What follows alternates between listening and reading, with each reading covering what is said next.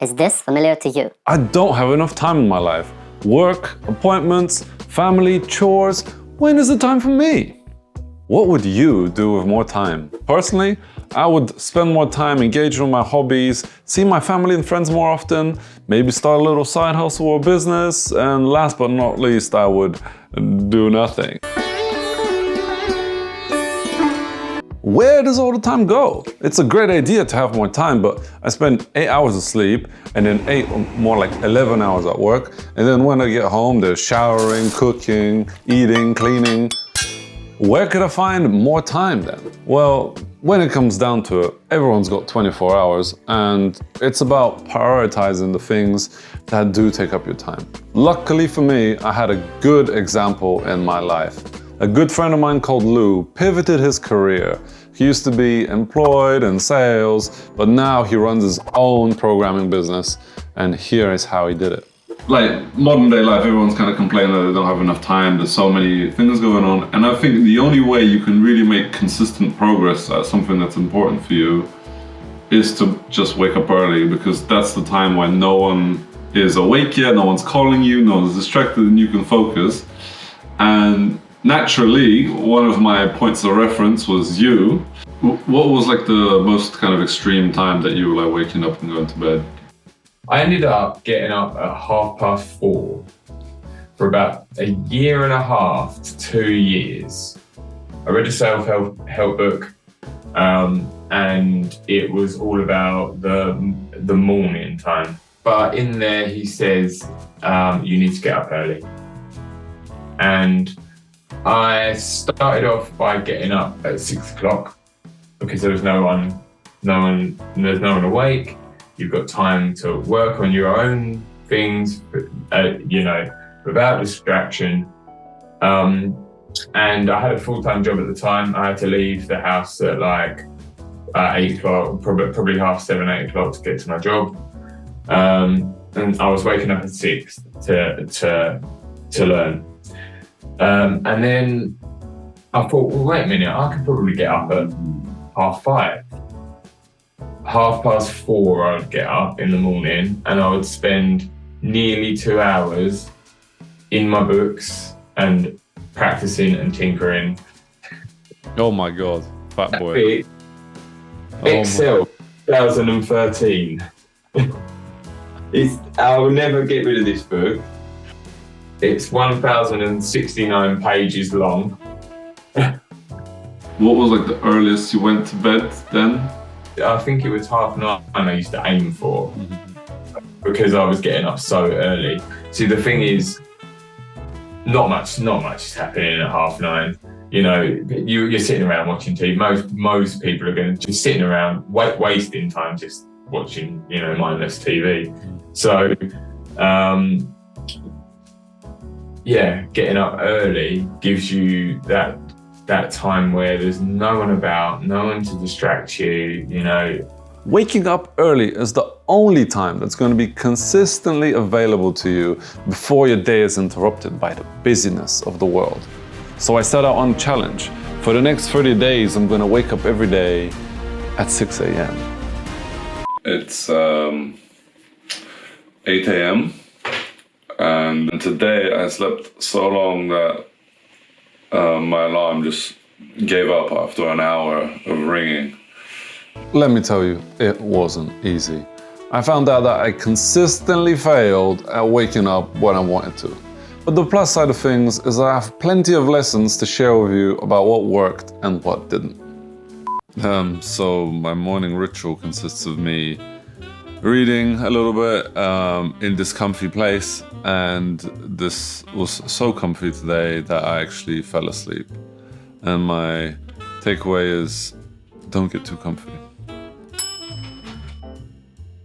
So if you are sharing a bed with someone, what's really important if you want to wake up early is, when you get up out of bed, don't look back.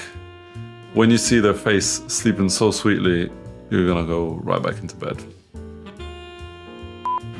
What I've been doing so far is going on a nice walk with my camera. But because I overslept today, I didn't have a chance, which made me sad. Today's a bit of a cloudy day and I feel really tired, even though I've done everything correct. I went to bed on time and I didn't eat too late. So I guess my tip is, if you can, get some sunlight on you, because I get the impression that wakes me up. I'm beginning to understand a key lesson, which is you need enough sleep. Even if I manage to wake up early somehow, the next day I feel like I don't have that fire in me. So yeah, it's kind of like going out and drinking, you know, the next day you're a little bit hungover. Well, I've noticed that if I don't get, there's like good sleep and then there's just sleep, and if I don't get the good sleep, then yeah, it's kind of like being a little bit hungover. The last 2 weekends I didn't maintain my sleep cycle, which sucks because I had to start getting into that habit all over again on Monday. So this weekend I'm gonna keep it up. Last night we had a little bit of a Netflix binge, watching Queer Eye, and we had loads of junk food. But I couldn't sleep well, like my stomach felt so heavy because of it. And obviously today I overslept and I really had these strange nightmares of fighting my best friend. So yeah, don't overeat too late, I guess is what I'm trying to say. So yesterday I stayed up till 10:30 playing video games. It was nice, but I knew it was going to be trouble because I need at least like an hour away from screens before I can fall asleep. And yeah, today I obviously overslept and I missed my opportunity to go and take photos. So to bring it all together, what are the actionable steps that you can take to start waking up early? Well, it means you're going to have to prioritize going to bed early. And for that, some sacrifices might have to be made. For example, you can't binge watch Netflix till midnight or do your late night gaming sessions. In order to be okay with that sacrifice, you're going to need a really good reason for why you want to wake up early in the first place. For you to be able to do that, you've got to really want it. It's like anything. If you want to lose weight, if you want to stop smoking, if you want to, you know, you can only do it if you really, really want to. And I was hungry for it. I had a drive inside me that I could not extinguish. The getting up early just wasn't hard for me at all. I used to just roll out of bed because I just was like, I need to get to that computer. I have to get that book finished. I have to learn that thing. I need to get over that problem, whatever it was. If you're looking to get up early because you just want to have like a good sleep schedule, then a positive way of looking at things is, if I get good sleep, then I'm going to be charged and have a really good day. So it's kind of like investing. And my final takeaway is, put your hobby or something really important to you that you like doing first thing in the morning. And that way, when you wake up, you're going to be excited to get out of bed and go do this thing. Likewise, if you're asleep, you're going to feel gutted that you didn't have a chance to do it. So that's why putting something important to you first is good. If you're thinking, dang, I don't have a hobby, why don't you?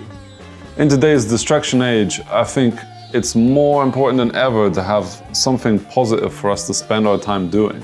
I made a video showing people how to pick a good hobby, so that might be worth a watch. And thanks for watching this video. Any feedback is highly appreciated. I'll see you soon.